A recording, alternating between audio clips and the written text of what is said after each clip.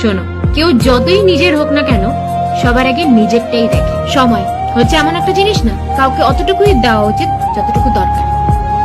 দরকার অতিরিক্ত সময় যদি তুমি দিয়ে দাও, না তোমার ইজ্জত থাকবে না তোমার দেওয়া সময়।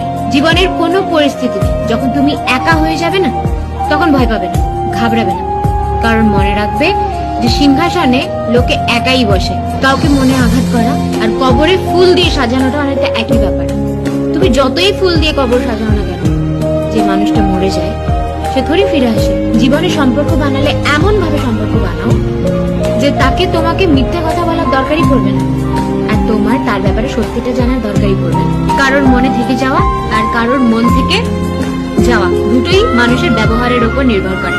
আজকালকার দুনিয়ার শুভ চিন্তাকরা তো এরকম হয়ে যাচ্ছে যে তোমার কিছু একটা শুভ হয়ে গেলে তারা চিন্তিত হয়ে যাচ্ছে। কোনো মানুষ যদি তোমার গায়ে কাদা ছিটায়, কোনো মানুষ যদি তোমার সাথে বাজে ব্যবহার করে, মনে